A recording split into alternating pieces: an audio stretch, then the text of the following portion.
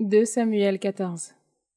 Joab, fils de Sérouya, sachant que le cœur du roi se préoccupait d'Absalom, envoya chercher à Tekoa une femme avisée, et lui dit « Mets-toi en deuil, je te prie. Revêt des habits de deuil, ne te parfume pas. Comporte-toi comme une femme depuis longtemps en deuil d'un mort. Puis, va trouver le roi et parle-lui, comme je vais te le dire. » Et Joab lui indiqua les paroles qu'elle devait dire. La femme de Tekoa s'adressa donc au roi. Se jetant face contre terre, elle se prosterna et dit « Que le roi vienne à mon secours !» Le roi lui demanda « Que veux-tu » Elle répondit « Hélas, je suis veuve, mon mari est mort.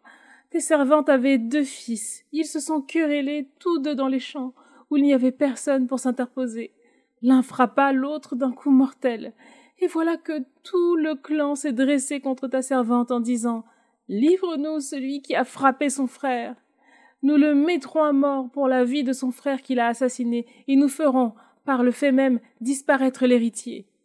Ils vont éteindre la seule braise qui reste à mon foyer, de sorte que mon mari n'ait plus de nom ni de postérité sur la terre. » Le roi dit à la femme « Rentre chez toi, je vais donner des ordres à ton sujet. » La femme de Tekoa dit au roi « Mon seigneur le roi, si l'on épargne le meurtrier, cette faute sera sur moi et sur la maison de mon père, mais le roi et son trône en seront exempts. » Le roi lui dit « Celui qui te parle de supprimer le meurtrier, tu me l'amèneras, il cessera de s'en prendre à toi. » Elle poursuivit « Que le roi daigne donc en appeler au Seigneur son Dieu, de peur que le vengeur du sang n'augmente les ravages et qu'on ne fasse disparaître mon fils. » Il répondit « Par le Seigneur vivant, pas un seul cheveu de ton fils ne tombera à terre. » La femme reprit « Que ta servante puisse encore dire un mot à mon seigneur le roi. » Il lui dit « Parle. » Alors la femme poursuivit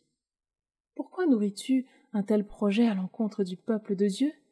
Avec le serment qu'il vient de prononcer, le roi se déclare-t-il lui-même coupable en ne laissant pas revenir celui qui l'a banni? À coup sûr, nous mourrons, et nous sommes comme l'eau qui s'écoule sur la terre sans être recueillie. Mais Dieu n'enlève pas la vie, et il forme des projets pour que le banni ne soit plus banni loin de sa présence. Maintenant, je suis venu dire cette parole à mon seigneur le roi, car les gens m'ont fait peur. Alors je me suis dit, je vais parler au roi, peut-être fera-t-il ce que lui dit sa servante. Puisque le roi accepte d'arracher sa servante à la poigne de l'homme qui veut nous faire disparaître de l'héritage de Dieu, moi et mon fils, alors je me suis dit que la parole de mon seigneur le roi apporte donc l'apaisement. En effet, mon seigneur le roi est comme l'ange de Dieu qui distingue le bien et le mal.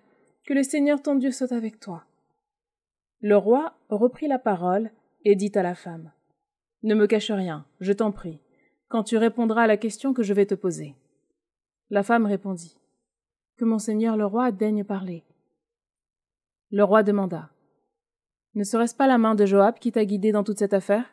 La femme reprit la parole et dit « Par ta vie, mon seigneur le roi, que nul ne s'écarte à droite ou à gauche de tout ce qu'a dit mon seigneur le roi. Oui, c'est bien ton serviteur Joab qui m'a donné l'ordre et qui a mis toutes ces paroles dans la bouche de ta servante. Il a fait cela afin de retourner la situation, mais mon seigneur le roi est d'une sagesse pareille à celle de l'ange de Dieu.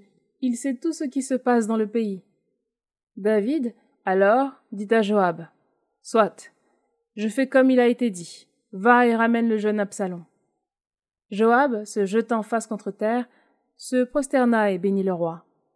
Puis il dit « Mon seigneur le roi, aujourd'hui ton serviteur a trouvé grâce à tes yeux, puisque le roi accomplit la parole de son serviteur. » Joab se releva, partit pour Guéchour et ramena Absalom à Jérusalem. Le roi déclara qu'il retourne chez lui, mais qu'il ne paraisse pas en ma présence. Absalom retourna donc chez lui, mais il ne parut pas en présence du roi. Il n'y avait pas dans tout Israël un homme aussi beau qu'Absalom, ni plus admiré que lui. De la plante des pieds au sommet de la tête, on ne trouvait en lui aucun défaut. Quand il se faisait raser la tête, à la fin de chaque année, sa chevelure devenant trop lourde, il devait la faire raser. Il pesait sa chevelure. Son poids atteignait 200 cycles selon la mesure royale. Il naquit à Absalom 3 fils et une fille nommée Tamar, qui devint une femme très belle. Absalom resta 2 ans à Jérusalem sans paraître en présence du roi. Il envoya chercher Joab pour le faire intervenir auprès du roi, mais Joab refusa de venir chez lui. Absalom l'envoya chercher une seconde fois, mais Joab refusa encore de venir. Alors Absalom dit à ses serviteurs, « Vous voyez le champ de Joab, à côté du mien, là où il a son orge. Allez-y, incendiez-le. » Les serviteurs d'Absalom incendièrent donc le champ.